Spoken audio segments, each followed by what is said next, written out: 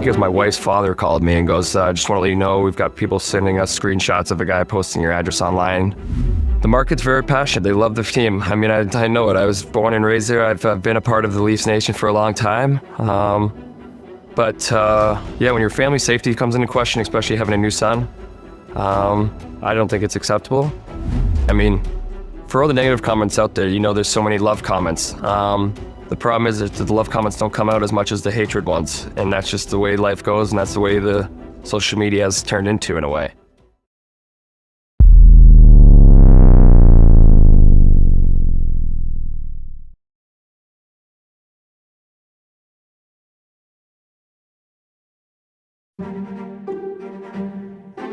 All the Mitch Marner drama got me thinking, what's it like to be a star in the NHL in the crosshairs of constant social media criticism? Ideally, you'd do as your coaches tell you and stay off the web. But what if you were curious? And heaven forbid, sensitive? How might the negative media attention impact you? And how would you handle it? In this video, I'm going to look at the examples of Mitch Marner and Rasmus Andersson, two players who have faced heavy social media scrutiny, and how they've dealt with it. I'll take into account the valid frustrations fans have with underperforming players making millions of dollars to play a kid's game, while keeping in mind the human side, and where valid criticism crosses the line into abuse or harassment. Whether we like to admit it, players hear the noise from fans, and it impacts their mental health, and maybe even their performance on the ice. So settle in and get ready for a deep dive into a controversial topic. I want to hear your thoughts, so make sure to leave a comment down below. Before we jump into today's video, let's touch on mental health in a more personal way, by talking about this video's paid partner, BetterHelp. It's not just hockey stars who feel pressure and the weight of expectations. After I graduated university and landed a stable job, I thought the rest of my life would be smooth sailing. Instead, I felt stuck and unfulfilled. After experiencing some health challenges, I stepped away from my 9-to-5 and settled on a new path. My life's gone in a totally different direction than I planned. And dealing with that uncertainty can be overwhelming and make me feel like I've fallen behind. I've tried therapy in the past, but put it on hold because I couldn't find the right fit. And the idea of tracking down and trying out different therapists felt too daunting. Fortunately, BetterHelp has simplified the process by matching me with a credentialed therapist suited to my preferences and challenges, based on my responses to a questionnaire. I'm looking forward to my first online therapy session. And there's no need to stress, because I can easily switch therapists at no extra cost if it's not the right fit. A therapist will listen, ask questions, and help you see things from new perspectives. They can give you advice and techniques to make positive changes in your life. BetterHelp is on a mission to make starting therapy easier. Fill out a questionnaire and you'll match with a therapist as soon as possible. Easily switch therapists anytime and no extra costs if it's not the right fit. With over 7,000 reviews and a 4.3 rating on Trustpilot, BetterHelp is a platform you can trust. Click the link in the description or go to betterhelp.com/redhothockey and get 10% off your first month of therapy. Now, let's get back to the video, starting with Mitch Marner. Who's your favorite hockey team? Toronto Maple Leafs. The Mitch Marner situation is complicated. On one hand, he lived up to the hype during the regular season. He more than panned out as the high-scoring, playmaking forward the Leafs drafted 4th overall back in 2015. He consistently gave the organization more than point-per-game production, with 741 career points in 657 games by age 28, placing him 5th all-time in Leafs scoring. But the playoffs is where the narrative shifts.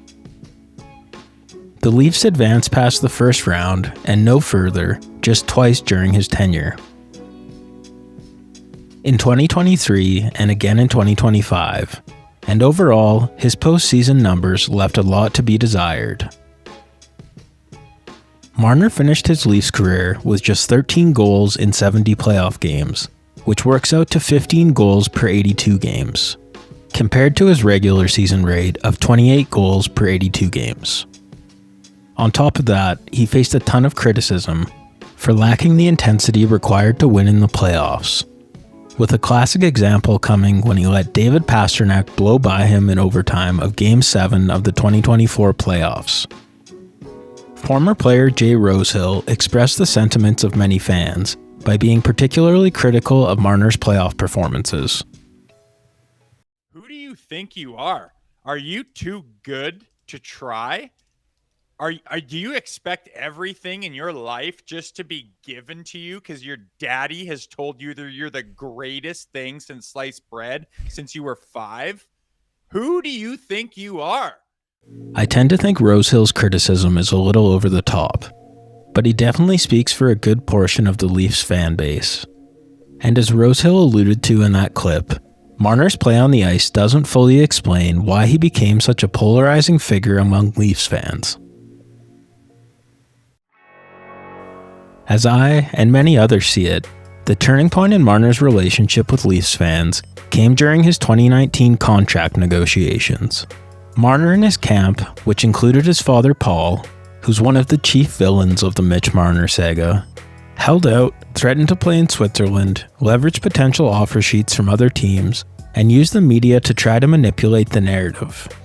With fans suspecting his dad and his agent Darren Ferris were using TSN insider Darren Dreger as a mouthpiece. In the end, he signed a 6-year deal with an AAV of $10.9 million that left many fans resenting Marner for milking his hometown team for every penny. In contrast, William Nylander's 2018 holdout was forgiven because he ultimately proved his value exceeded the deal, while Marner's high cap hit became a constant talking point amid playoff failures. Plus, Willie's style, swagger, and laid-back loyalty to the city endeared him to fans, while Marner was increasingly seen as sensitive.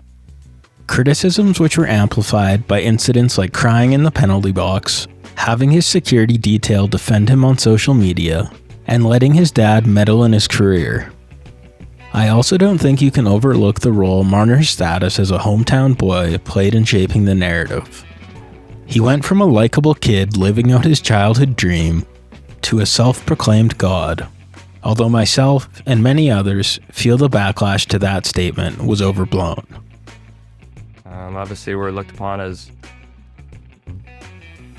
kind of gods here, to be honest. But there was clearly some truth to the frustration that he had no interest in taking a hometown discount to help the Leafs break their Stanley Cup drought.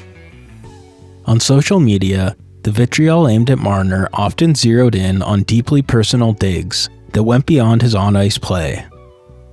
One fan compiled a last 6 years for Mitch Marner list on Twitter, which included never once admitting he didn't perform in the playoffs and hiring a security guy to argue with fans. Others hammered his entitlement, calling him a snake for vetoing trades, like a rumored Mikko Rantanen deal and walking to free agency, with one viral thread declaring him the most pathetic, weak-minded athlete in Toronto history after his sign-and-trade to Vegas. Floods of comments on Twitter and Reddit amplified these sentiments, turning valid gripes about his playoff production into full-blown character assassinations, with hashtags like Mitch the Bitch popping up in fan rants celebrating his exit. In the final analysis, it's not fair to lump in all Leafs fans with the social media provocateurs. But the online narratives do highlight the mental toughness required to succeed in Toronto's pressure cooker market, which I think Marner ultimately lacked. Marner's camp was right when they said media coverage stoked visceral hate, which ultimately led to real threats. But they also had no interest in turning down the temperature, which Steve Dangle recently highlighted. The point I am trying to make is what the Marner camp is saying is wildly hypocritical. It's true that no one should have to deal with what he's dealing with. And it would be awesome. And I think a lot of people would appreciate it if they practice what they preached. Because this camp has been going around for years, complaining to bosses, trying to get people fired, threatening to take away access, and making people feel unsafe. The way I see it, facing intense scrutiny comes with the territory when you're making massive money in the center of the hockey universe. And I don't think Marner had the right disposition or took the right approach to dealing with it. On the other hand, I think he was unfairly scapegoated a lot of the time, starting in his rookie year, when former Leafs head coach Mike Babcock bullied Marner by instructing him to rank his teammates by work ethic, from hardest working to laziest. Babcock then shared Marner's private list with the whole team during a meeting, humiliating Marner. The vast majority of fans and teammates took Marner's side, and it was the beginning of the end for Babcock's NHL coaching career. But it was also a sign of things to come for Marner, who increasingly came to be seen as soft, sensitive, and easy to push around. Keeping all that in mind, both unfortunately and ironically, Marner's willingness to speak openly about his mental health struggles, like admitting to feeling sadness and depression after the 2025 playoff exit. What are you feeling right now? Sadness, obviously, depression, like I said, pretty devastated with what just happened. Or emphasizing reaching out for mental health support. Never be afraid to reach out, call someone, ask people how they're doing, and we're all there for one another, and we want this world to be a better place. So don't be afraid to reach out to anyone whenever in need, and you got a lot of people around you that love you and want to talk to you and make sure you're okay. So never be afraid to reach out. Sometimes backfired in Toronto's unforgiving media ecosystem. Ultimately, if the criticism and social media abuse was impacting Marner's mental health and his family's quality of life, I don't begrudge him for heading south of the border. Shifting gears from the intense spotlight on Marner in Toronto, let's talk about Rasmus Andersson, the Calgary Flames' alternate captain and steady defenseman who's been a key part of their blue line since being drafted in 2015. Andersson's logged heavy minutes for years and put up very good numbers on a team-friendly contract that pays him just $4.5 million per year. But ever since the Flames started transitioning from a contender to a rebuilder, missing the playoffs for 3 straight years, Andersson's become a lightning rod for fan frustration. Trade rumors have started swirling, with reports suggesting that Rasmus has been reluctant to agree to any sort of sign-and trade. But what started as a legitimate debate over whether he fit into a rebuild has escalated into a vocal trade Andersson movement on social media, driven by a small but persistent group of fans, amplified by the infamous green M&M trend on social media. The movement continues to gain traction on Twitter and Reddit, led by users who, while admittedly hilarious, have made Andersson their personal scapegoat for a Flames team they believe is doomed to eternal mediocrity. Pushback has come on sites like Reddit, where in a thread about Andersson revealing he played the final 12 games of 2024-25 with a broken fibula, users called out the Green M&Ms Brigade for their insufferable behavior, including tagging Andersson directly on social media and spamming his accounts. And Andersson is definitely aware of the chatter. At the Flames' 2025 charity golf tournament and in other media availabilities, he addressed the negativity and his uncertain contract status, acknowledging the constant criticism, noting that, "I read all season about how much I sucked, so it is what it is." Plus, earlier in the year, Andersson directly called out the part of the fan base known as Team Tank, who were vocally cheering for the team to lose in order to get a high draft pick. "No player in the NHL wants to lose a game," said Andersson. "Losing is never an option. If you're cheering for us to lose, I don't think you're a real fan." His statements were polarizing and seemed to strengthen the resolve of fans on both sides of the argument. Adding emotional weight to the Andersson discourse was the tragic passing of one of his closest friends, Johnny Gaudreau. Rasmus and Johnny's deep bond emerged during their early days with the Flames, and Andersson posted a heartfelt tweet about their relationship the day after Johnny and his brother Matthew's passing. Months later, he reflected on his ongoing grief during games against Gaudreau's former team, calling a November 2024 matchup in Columbus probably the toughest game, mentally, I've played in my life. And throughout the season, Andersson was often seen providing support to Johnny and Matthew's father Guy and the rest of the Gaudreau family. With a particularly emotional moment coming when Andersson and Flames captain Michael Backlund helped Johnny's dad out on the ice to salute the crowd after Johnny was named all 3 stars of the game. Yet online critics in the Trade Andersson crowd rarely factored this profound loss into their vitriol, piling on critiques without acknowledging how the tragedy may have deeply affected his focus, motivation, and overall mental health during a challenging season. In a recent Hockey News feature, Andersson opened up about how he deals with his emotions, telling the magazine that "I say what I think, and I think what I say. It's the way I've always been." Going on to share that "I've always been outspoken, and I've always had confidence on my side," noting that even though he's found a balance as he's gotten older, speaking his mind is just part of his personality, and if you don't like it, I can't help you. So circling back to the question that kicked this video off, what's it like to be an NHL star constantly under fire from social media? The Marner and Andersson sagas make it clear to me, once the dark clouds start rolling in, it's hard to find your way out of the unrelenting storm. Of course, the simple solution is to just log off, which brings to mind that classic Tyler the Creator quote from over a decade ago. But nowadays, social media is everywhere. It's inescapable. Mainstream media amplifies tweets, family, friends, and teammates are glued to their phones, and social media apps are literally engineered to get you addicted, making it impossible not to feel the pull.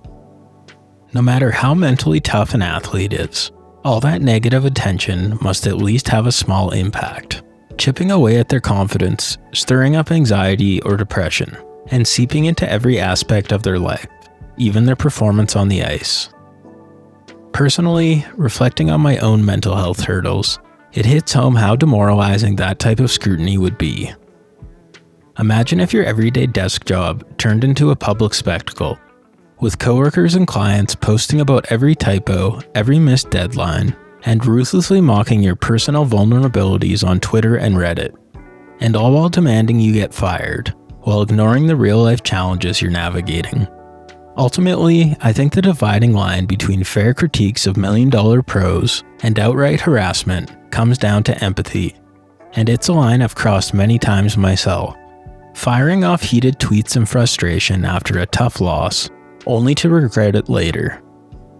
It's fun to be hypercritical of the players on our favorite teams, but when that criticism is broadcast outside of our close circle of friends and into the endless expanse and echo chambers of the internet, it takes on a different character and can snowball into toxic narratives with real-life implications. Let me know your thoughts. Am I being too soft? And even if you agree with me, is there anything we can realistically do to help make hockey social media more positive? And how about you? Have you ever seen something on social media that was completely offside? Or maybe you've personally posted something that you later wished you could take back. That's all for this look at mental health and the Mitch Marner and Rasmus Andersson situations. Thanks for tuning in, and if you enjoyed this video, please like and subscribe to support the channel.